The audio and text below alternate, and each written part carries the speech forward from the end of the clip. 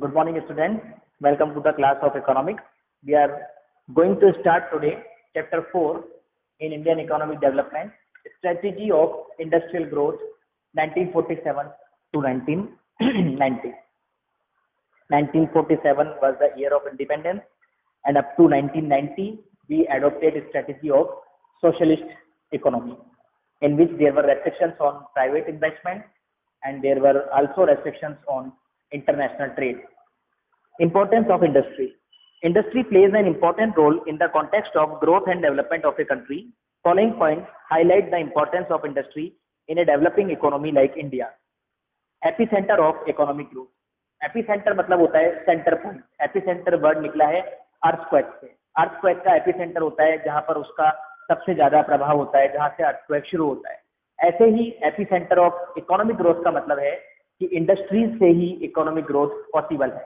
Industries are the central point which are responsible for the economic growth of a country. Industry serves as a epicentre of economic growth. Note the following point carefully. As GDP rises there is a structural transformation in the economy. जैसे जैसे GDP बढ़ती है, structural transformation का मतलब है कि GDP के structure में चेंज होने लग जाता है. स्ट्रक्चर का मतलब है कि प्राइमरी, सेकेंडरी और टर्शियरी सेक्टर का प्रपोर्शन चेंज होने लग जाता है. इसको बोलते हैं structural transformation. So as GDP rises there is structural transformation. Industry start replacing agriculture as the engine of growth. This is because, unlike agriculture, industry produces a wide range of goods which the consumers would like to consume as their income rises. क्योंकि industry कई सारे product बनाती हैं जो कि consumer consume करना पसंद करते हैं जैसे जैसे उनकी इनकम इंक्रीज होती है. The rise in demand for agricultural goods consequent upon a rise in income is always very modest. जब लोगों की इनकम बढ़ती है तो एग्रीकल्चर गुड्स की डिमांड इतना नहीं बढ़ती जितना कि इंडस्ट्रियल गुड्स की डिमांड बढ़ती है. इसका एक कारण ये भी है कि एग्रीकल्चर गुड्स तो नेसेसिटीज होती हैं, वो ऑलरेडी सब लोगों को पूरा करनी ही होती है. तो किसी की इनकम बढ़ेगी तो वो कुछ एक्स्ट्रा खरीदना चाहेंगे, वो कुछ स्पेशल खरीदना चाहेंगे जो कि इंडस्ट्रीज उनको प्रोवाइड करती हैं.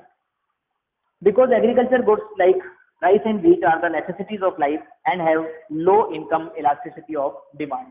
इलास्टिसिटी का मतलब होता है कि आपकी डिमांड इनकम से कितना अफेक्ट होती है. दो तरह की इलास्टिसिटी होती है, जैसे और भी होती है, तीन तरह की होती है.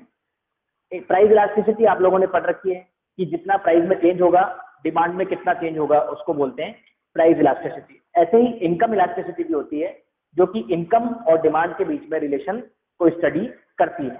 तो इसमें लिखा गया है कि नेसेसिटीज ऑफ लाइफ की इनकम इलास्टिसिटी लो होती है क्योंकि इनकम बढ़ने से नेसेसिटीज ऑफ लाइफ तो इंसान पहले से ही अपनी पूरी कर रहा होता है. तो किसी की इनकम बढ़ेगी तो वो नेसेसिटीज में खर्च ना करके लग्जरीज में खर्च करेगा, अपनी बाकी चीजों की इच्छाओं को वो पूरा करेगा.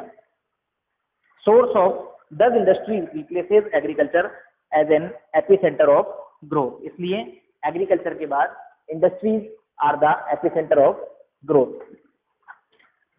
Source of employment.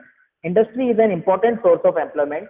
This becomes significant when agriculture is already overburdened and the labor force is rising rapidly. As in the case of India, there is a huge labor force which are employed in agriculture, but they are disguisedly employed. They are actually unemployed because agriculture में उनकी जरूरत नहीं है, फिर भी वो फालतू में उसमें भरे हुए हैं. तो इंडस्ट्री एक बहुत अच्छा सोर्स है एम्प्लॉयमेंट का, और खास तौर से जब एग्रीकल्चर में ओवरबर्डन हो.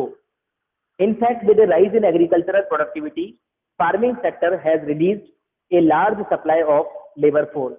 देखा गया है कि जब एग्रीकल्चरल प्रोडक्टिविटी बढ़ती जाती है तो फार्मिंग सेक्टर के अंदर से बहुत सारे जो मजदूर होते हैं वो फार्मिंग छोड़कर दूसरे कामों में लग जाते हैं. It can be gainfully employed only in occupation outside agriculture. क्योंकि अब उनको खेती में जरूरत नहीं है तो उनको कहीं और एम्प्लॉयमेंट चाहिए और इंडस्ट्री सबसे अच्छा ऑप्शन है उनके लिए, उनको एम्प्लॉयमेंट देने के लिए. Industry plays an important role in this context. Third है source of mechanised means of farming. Industry से हमको मॉडर्न मीन्स ऑफ फार्मिंग मिलते हैं, जैसे कि tractors, harvesters and others. Use of machineries like tractors, threshers and harvesters in farming has become possible only owing to the growth and development of industry. अगर इंडस्ट्रीज नहीं होती तो ट्रैक्टर, हार्वेस्टर, थ्रेशर कौन बनाता? Mechanisation has caused an exponential rise in farm productivity. Mechanisation के कारण जो एग्रीकल्चर की प्रोडक्टिविटी भी इंक्रीज हुई है। It is owing to mechanisation in farming that India has succeeded in producing enough food for the second most populated country in the world. तो mechanisation के कारण ही इंडिया इतना फूड गेन का प्रोडक्शन कर पाया है, और सेकंड लार्जेस्ट पॉपुलेशन होने के बाद भी आज हम सेल्फ सफिशिएंट हैं फूड ग्रेन्स को लेकर।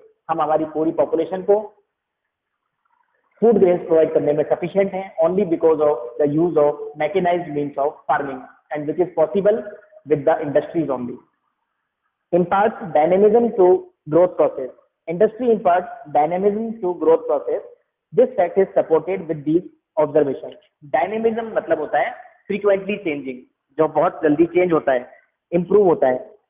In the absence of industry, growth process would have been restricted to the production of food for survival. अगर इंडस्ट्री नहीं होती तो हम सिर्फ सर्वाइवल के लिए फूड बनाने में रह जाते, हम सिर्फ एग्रीकल्चर ही करते रह जाते। Industrialisation has added new dimensions to human life. Industrialisation से इंसान की जिंदगी में नए नए आयाम आए हैं। It has generated a wave of consumerism. Consumer अब आजकल मार्केट में राज करता है because of industrialisation. Endless consumption of a wide variety of goods and services is possible due to the industrialisation only. अगर इंडस्ट्रियलाइजेशन नहीं होता तो हम डायरेक्ट एग्रीकल्चर प्रोडक्ट्स को ही कंज्यूम कर रहे होते, हमारे पास मॉडर्न सोर्सेज नहीं होते, मॉडर्न प्रोडक्ट्स भी नहीं होते। मॉडर्न सोर्सेज, मॉडर्न प्रोडक्ट्स सब कहाँ से आए? इंडस्ट्रियलाइजेशन से। इसलिए industrialisation brings dynamism into the growth process. Frequently changing economy industry से ही पॉसिबल है। ओके, आप लोग अपने एग्जाम की तैयारी करिए और रिवाइज करिए। आपका चैप्टर 1 आएगा इंडियन इकोनॉमिक डेवलपमेंट में से, और चैप्टर 6 आएगा आपका मैक्रो इकोनॉमिक से। Okay, have a good day, thank you and all the best.